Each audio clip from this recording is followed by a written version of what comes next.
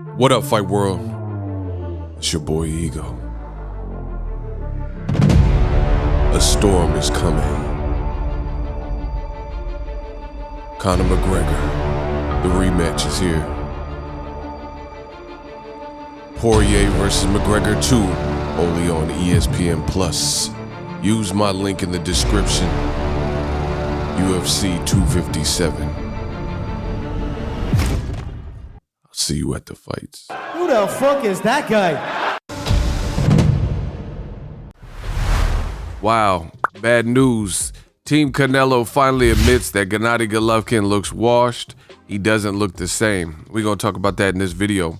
What up, Fight World? It's your boy Ego, and I'm back with some more boxing. Make sure you smash the like button. Also, subscribe to my channel for the latest and greatest in boxing.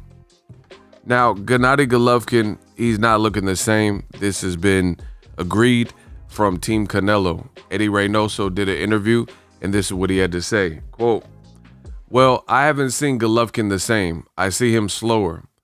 With Sergey Derevyanchenko, so in the Derevyanchenko fight, Golovkin, he looked really bad. A lot of people said he wasn't well prepared. In his last fight against Kamil Sezmeta, he looked bad as well. I saw him a bit slower against Sezmeta, a fighter at mid-tier. He's a fighter who always prepares well. He's very disciplined, but I think age is catching up to him. It's not easy. He's a 38-year-old boxer coming off a long amateur career, as well as staying at one weight class is very difficult." Reynoso continued by saying, "The first fight we fought with counterattacks in the middle of the ring. Then I realized in the first fight, Triple G didn't know how to fight moving backwards. Golovkin always wants to move forward. In the second fight, we changed the strategy. We wanted to push him back from the first round. The fact that Canelo fought him moving forward made Golovkin lose his focus for 3 to 4 rounds. Then when he tried to change his game plan, we switched and started to counterattack him moving backwards as well, pushing him back. In the end, Golovkin never found a way to decipher our strategy, which Canelo was changing round by round. That ended up giving us the victory." End quote. Now, I'm really glad Eddie Reynoso and Team Canelo are saying this for a few reasons. One, Ego Stradamus strikes again. Everything he just said, this man just said, was what I've been telling you on my channel. So I guess I must know a little something about something. I told you Golovkin looked slowed down in the Kamil Sezmeta fight. Like, you would have to imagine Golovkin when he was fighting Matthew Macklin and guys like Daniel Gill. He would have got Kamil Sezmeta out of there probably a lot sooner. The thing is this, Golovkin don't look the same, bro. He's 38, pushing 40. You know, this year he'll be 39 years old. He just simply put doesn't look like the same Golovkin. Again, the guy that knocked out Marco Antonio Rubio, why wouldn't you believe that if back then he would have fought Kamil Sezmeta, who's a lesser fighter, and like people sleep on this, but Marco Antonio Rubio has some power. He knocked out David Lemieux, in fact, right? He fought against Julio Cesar Chavez and didn't get knocked out, right? And that was like more of a prime Chavez Jr. So with that being said, Golovkin actually knocked out and beat up during that reign, that little streak. He beat up people that were even better than Kamil Sezmeta and had more danger. This man, Kamil Sezmeta, had never fought at a world level. He had never fought, any notable names. And in 21 fights, he only had 5 knockouts. So that tells you he's not really known for his power. And it took several rounds for Golovkin to get him out of there. So I agree with Eddie Reynoso. You look at Golovkin and you see some slippage. Before that, I've already told you, the Kamil Sezmeta fight was bloody awful. He looked horrible. I thought he really lost the fight. And it goes back to what I've been saying of Golovkin. If you really think about it, he was gifted that belt. He shouldn't really be a champion. When Sergey Derevyanchenko went on to fight Jermall Charlo, as I've been telling you, if you study and listen to my channel, that particular fight should have been a unification for Jamal Charlo and Derevyanchenko, because we all know that Derevyanchenko really should have won the fight if politics were not involved.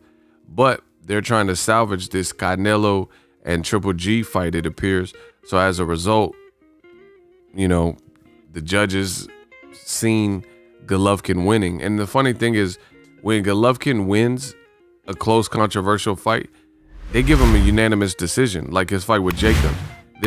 He's never even had like a split decision or a majority decision, meaning at least some of the judges thought it could have went the other way. Miraculously, everybody just sees Golovkin winning, but the crowd doesn't. Even professional fighters like Devin Haney, who attended that fight live, he was asked about it. The videos are floating around. Him and others were saying they thought Triple G won or lost to Derevyanchenko.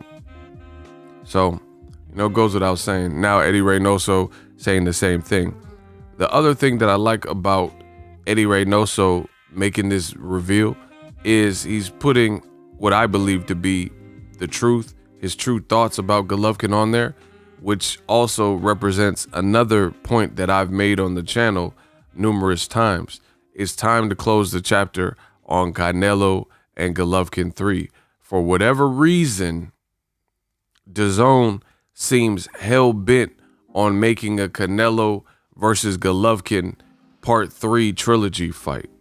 But based on what we know, based on what we're seeing, based on what I've said, Eddie Reynoso, other people who respect this sport of boxing, I really feel like Canelo Golovkin should be a dead issue, because it'll no longer be the same fight, in my opinion. It'll no longer be the same fight.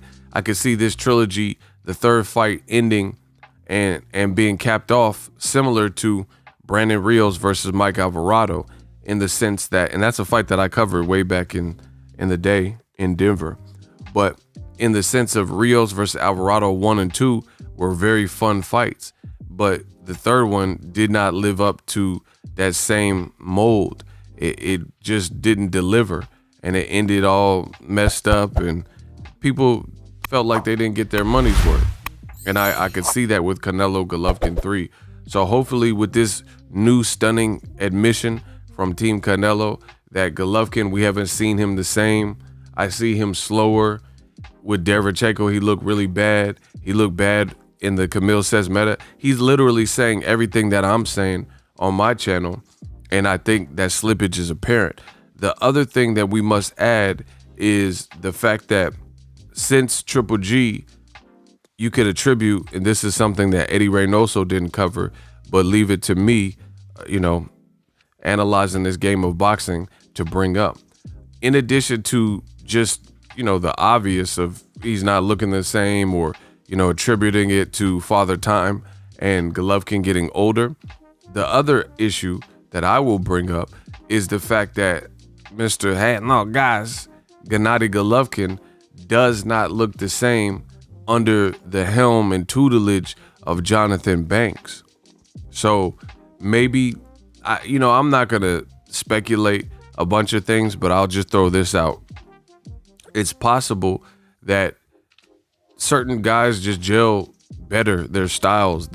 Maybe Jonathan Banks is more agreeable and allows Golovkin to not run that extra mile, and maybe Abel Sanchez will push Golovkin. Whatever the situation is, I think we have seen a difference in Gennady Golovkin being with Jonathan Banks, his style. And it's not to say Jonathan Banks is not a good trainer, but certain styles, certain people could bring the best out of you. It's just that simple. Certain styles are like, there's not one coach and his style is for everybody.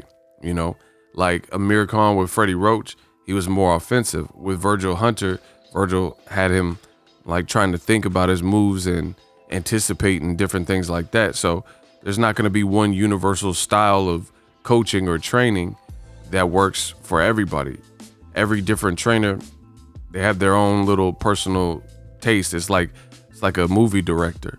Quentin Tarantino, you could tell a Quentin Tarantino movie by the dialogue, the screenplay, the writing, the actors he chooses, the storyline, what's happening, right? And Steven Spielberg, He got his own signature style, etc., etc. Martin Scorsese, the genre of film it is, like crime drama, gangster flicks, right?